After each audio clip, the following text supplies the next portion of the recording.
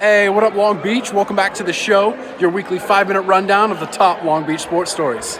The show is brought to you by the Long Beach Post, as well as us, the 562.org. He's JJ, I'm Mike, and today we're at signing day at Long Beach Poly.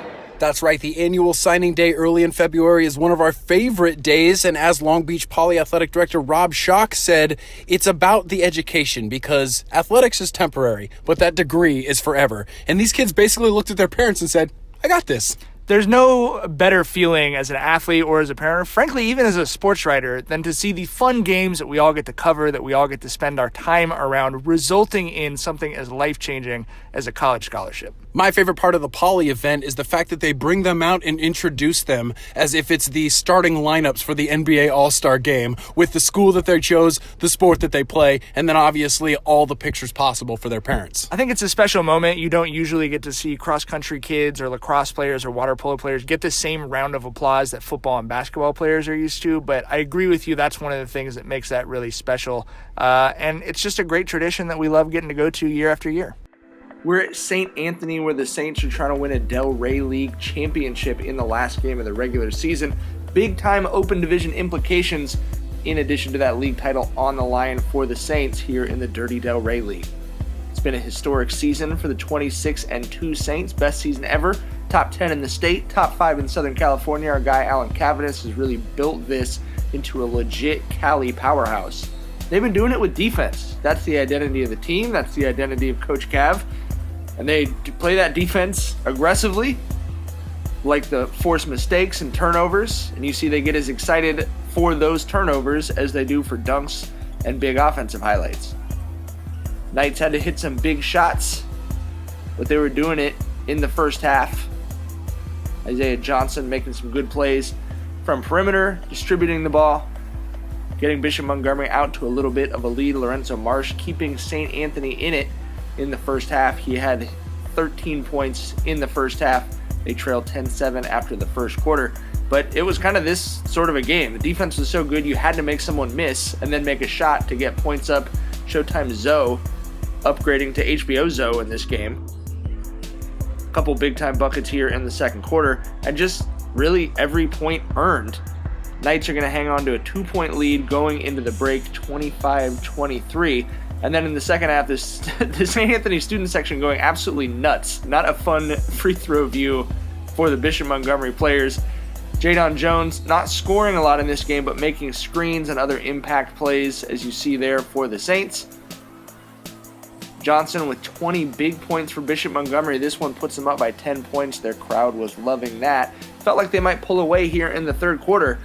But G-Money, Baby Boykins, with the big bucket. He had to go get the bucket shoes. He was wearing different shoes to start the game. He said there weren't any baskets in them, so he went and changed. Got a couple big-time baskets in the third. Mekhi Williams had a huge fourth quarter to help keep the Saints in this one. Knocked down 2 big threes when they needed him to do it the most. Jadon Jones got a little something here offensively. Was able to impact the game with rebounds and defense. You see the defense is fired up. Jones slapping the floor. The crowd is into it. Bishop Montgomery's like, we don't even know what these guys are doing. We got to talk about it. St. Anthony is going to take a 48-46 lead on this basket by Mekhi, up by 2 with 35 seconds left in the game. After a turnover, Jones splits a 1-and-1. That puts him up 3. But this defense does not stop. They get on the ground. They get another turnover. St. Anthony just smothering Bishop Montgomery. This is a great defensive basketball game by both teams. Really coming down to the wire here. After this missed free throw, Bishop Montgomery's got the ball back down to 6 seconds. But the defense comes up one more time. They don't get a good look up. And winner, Saints take the Del Rey League Championship dinner, 50-48. More League Boys Soccer handled all family business on Wednesday night at Veterans Memorial Stadium. One of the most unpredictable seasons in history comes down to one game. First place Long Beach Poly needs a win or a draw for their first league title in 15 years. Milliken needs a win for its third title in the last 4 years. They're also trying to win one for the Gipper. It's the last league game for the only coach Milliken soccer has ever had, Rod Pekovic. He's been there for 40 years pretty much, and 23 soccer titles in that time. A legend. This game had all the earmarks of a championship tilt for both teams as they physically marked number 10, Poly's Miguel Arroyo and Milliken's Jesus Moreno. We'll get back to them in a minute. First real scoring chance comes early as Christian Mendoza tees up this bomb into the box, takes a bounce, finds Luke Brown, but the shot's cleared off the line from Caleb Sukor. That's superhero stuff from the captain. Game-changing play just after the half-hour mark. Poly's Kenny Barnaby with a long throw into the box. 2 Milliken defenders crash on it, and yep, that ball was handed down like your older brother's jacket. It's in the box. We're going to the PK spot. Milliken's flyboy Matt Sutphin in goal. Arroyo over it for the Jackrabbits, and the senior is going to pick the right side.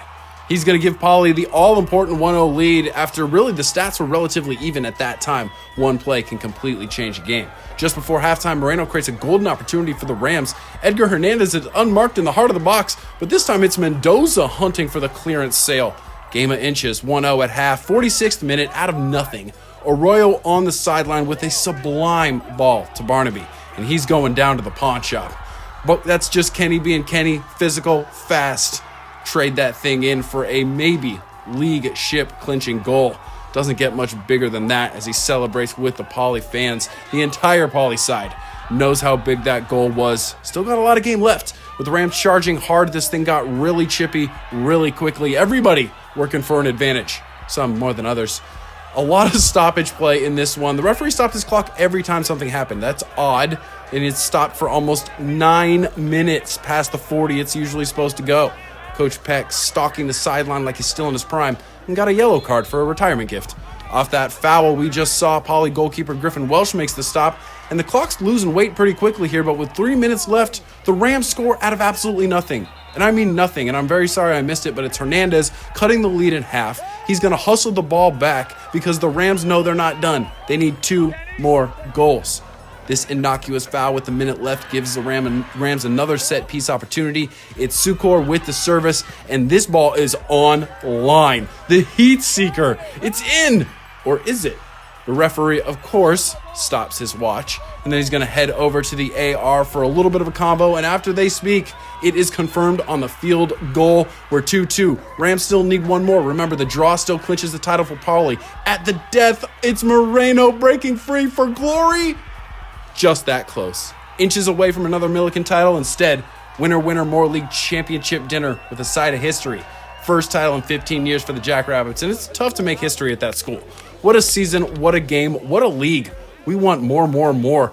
And shouts to Wilson head coach CJ Brewer for bringing the trophy over after his team made history last year by winning it, and it's draped in green and gold now. Really, after a roller coaster of a season, they are the most consistent team, and they're going to try to ride that momentum into the playoffs.